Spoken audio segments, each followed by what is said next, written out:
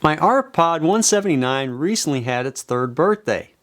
While the condition of the trailer is excellent, there are some areas that needed attention at this point, as well as some minor mods we wanted to do.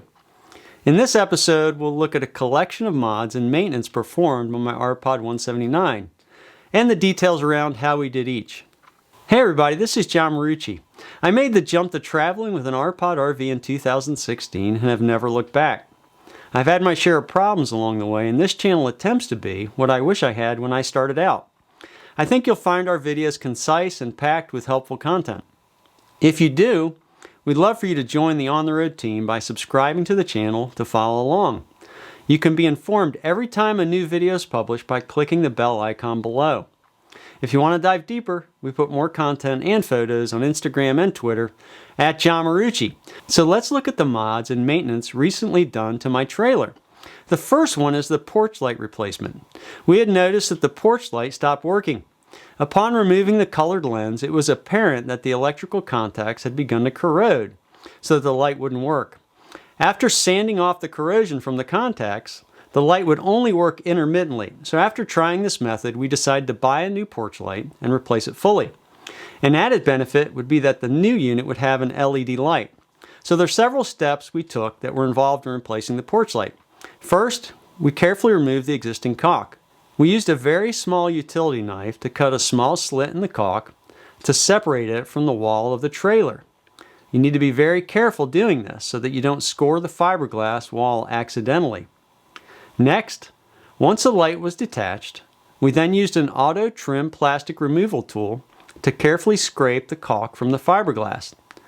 Next thing we did was use Goo Gone to remove a majority of the remaining caulk residue from the surface of the fiberglass.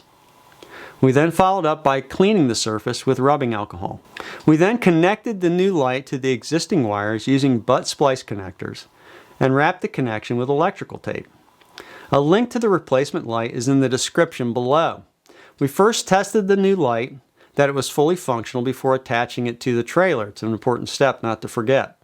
We then secured the light to the fiberglass wall with the kit screws and fresh caulk.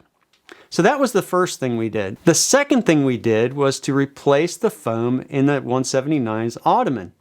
Having worked extensively from the ARPOD 179 and having already replaced the dinette cushion with high-density foam from the foam factory, we now decided to replace the foam in the Ottoman cushion. We had removed the Ottoman from the bedside of the 179, but wanted to keep the one near the fridge as it covers the utilities and is still useful. This cushion was always very soft and made it difficult to sit on, so we decided to put high-density foam in this remaining Ottoman. So here's the steps. We first measured the Ottoman as a rectangle, understanding that we would have to trim the new foam to shape the Ottoman. The measurements are in the description below. The foam factory came through and delivered to us an outstanding piece of 6-inch thick, high-density foam that proved to work well. It took about a week or so from ordering to arrival. And note that we have no affiliation with the foam factory in making this video. We used the existing Ottoman foam as a template to trace the shape onto the new piece of foam. This took some focus to line up the sides of the pieces accurately prior to tracing the curves of the Ottoman. You'll also need a fairly thick Sharpie or a permanent marker to do this correctly.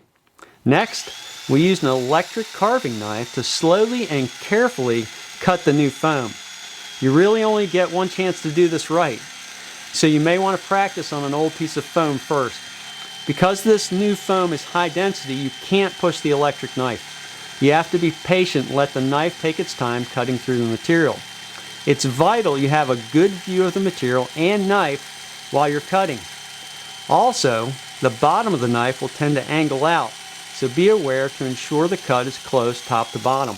Once the new foam is cut, you'll have a tough time inserting it into the cushion cover unless you deflate it prior to insertion.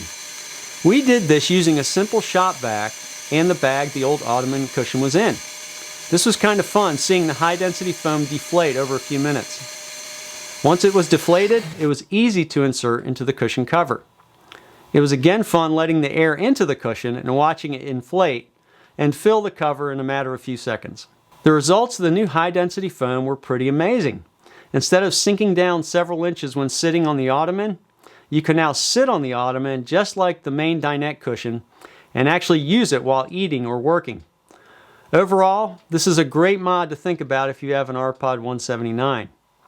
Again, the dimensions for the foam will be in the description below the video. The next thing we did, we recently put out a video talking about installing the MAXXAIR FANMATE fan hood and bug screen. This mod was a part of the overall maintenance and mod work. There's much more detail around this mod in the existing video on the channel. Generally, this was done to avoid the mosquito and stink bug infestations we encountered when using our MAXXAIR fan on past camping trips.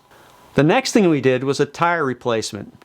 My factory tires on the ARPOD 179 had no issues after close to 9,000 miles and 3.5 years of use. I did use an EEZ TPMS to track the tires while traveling and kept proper pressure in them. I rarely went over 60 to 62 miles per hour on the tires. They work fine on several longer trips. However, most trailer tires do need to be replaced after several years of use.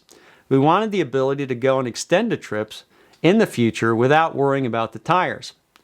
You know, the first attempt at replacing the tires didn't go all that well.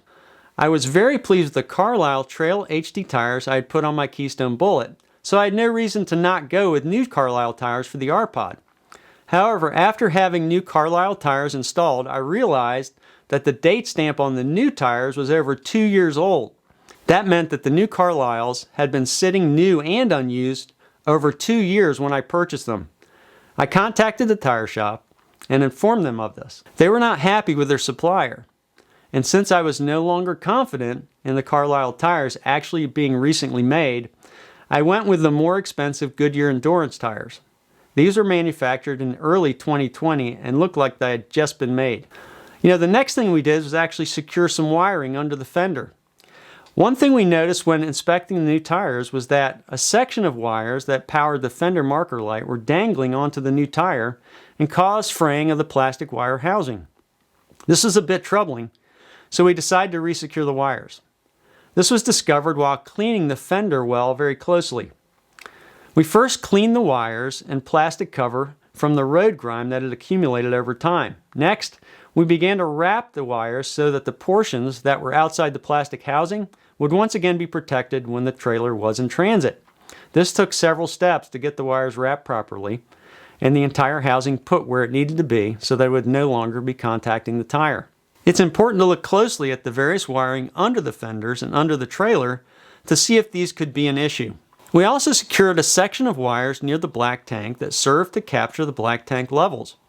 These wires were dangling toward the ground, and if anything was kicked up from the road while traveling, the wires would be in jeopardy.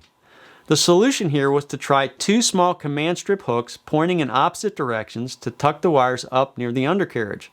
This is a test using the small command strips, and we'll follow up on Instagram with how it works over time. So there are a few mods and maintenance items we recently did on my 2017 ARPOD 179. I'm very pleased with how the pod is looking and functioning now with these updates. I'm really looking forward to some upcoming exploring in the 179, and with these mods and maintenance items taken care of, it should be a much more enjoyable experience.